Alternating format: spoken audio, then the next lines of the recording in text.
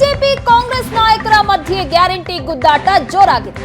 Guarantee ಮುಂದುವರಿಯೋದಿಲ್ಲ ಅಂತ ವಿಜೇಂದ್ರ ಹೇಳಿಕೆ ಕೊಟ್ಟಿದ್ರು. ವಿಜೇಂದ್ರ ಹೇಳಿಕೆಗೆ ಡಿಕೆಶಿ ಟಾಂಗ್ ಕೊಟ್ಟಿದ್ದಾರೆ. ಯಾವುದೇ ಕಾರಣಕ್ಕೂ ಗ್ಯಾರಂಟಿ ತಡೆಯೋದಕ್ಕೆ ಸಾಧ್ಯ ಇಲ್ಲ. ಬಿಜೆಪಿ ಹಣೆ ಬರಹದಲ್ಲಿ ಗ್ಯಾರಂಟಿ ತೆಗೆಯೋಕ್ಕಾಗಲ್ಲ. ಕೆಪಿಸಿಸಿ ಕಚೇರಿಯಲ್ಲಿ ಡಿಕೆ ಶಿವಕುಮಾರ್ ಈ ರೀತಿ ಹೇಳಿಕೆ ಕೊಟ್ಟಿದ್ದಾರೆ. ಬಿಜೆಪಿ ಅಧ್ಯಕ್ಷ ಗ್ಯಾರಂಟಿ ಮುಂದುವರಿಯಲ್ಲ ಅಂತ ಹೇಳ್ತಿದ್ದಾರೆ, ಆದ್ರೆ ಅವ್ರು ಹೇಳಿದಂತೆ ಆಗಲ್ಲ ಅಂತ ಟಾಂಗ್ ಕೊಟ್ಟಿದ್ದಾರೆ.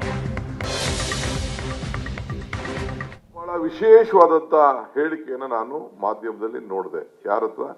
ಬಿಜೆಪಿ ಅಧ್ಯಕ್ಷಗಳು. ಈ ನಮ್ಮ ಗ್ಯಾರಂಟಿ ಮುಂದುವರಿದಿಲ್ಲ ಅಂತ ಹೇಳಿದ್ದಾರೆ. ನಿಜ ತಾನೆ?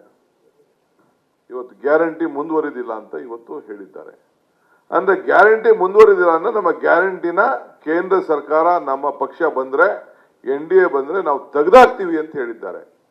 ನಾನು ಬಿಜೆಪಿಯ ನಾಯಕರುಗಳು ಹೇಳಲಿಕ್ಕೆ ನಾನು ಬಯಸ್ತಾ ಇದ್ದೇನೆ, ಯಡಿಯೂರಪ್ಪನವ್ರಿಗೆ ಹೇಳಲಿಕ್ಕೆ ಬಯಸ್ತಾ ಇದ್ದೇನೆ, ವಿಜೇಂದ್ರಿಗೆ ಹೇಳಲಿಕ್ಕೆ ಬಯಸ್ತಾ ಇದ್ದೇನೆ, ಅಶೋಕ್ಗೆ ಹೇಳಲಿಕ್ಕೆ ಬಯಸ್ತಾ ಇದ್ದೇನೆ, ಕುಮಾರಸ್ವಾಮಿಗೆ ಹೇಳಲಿಕ್ಕೆ ಬಯಸ್ತಾ ಇದ್ದೇನೆ.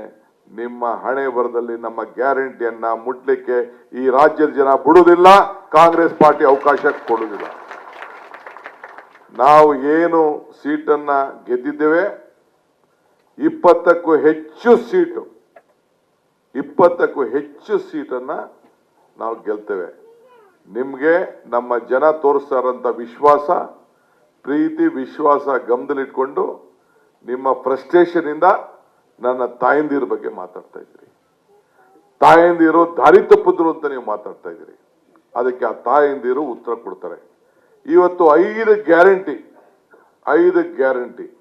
ನಾನು ಹೇಳಿದ್ದೇನೆ. ಈ 5 ಗ್ಯಾರಂಟಿ ಸೇರಿ, 5 ಬೆರಳು ಸೇರಿ ಕೈ ಮುಷ್ಟಿ ಆಯಿತು, 5 ಗ್ಯಾರಂಟಿ ಸೇರಿ ಕೈ ಗಟ್ಟಿ ಆಯಿತು ಅನ್ನೋದಕ್ಕೆ ನಿಮ್ಮ ಹೇಳಿಕೆಗಳೇ ಸಾಕ್ಷಿ.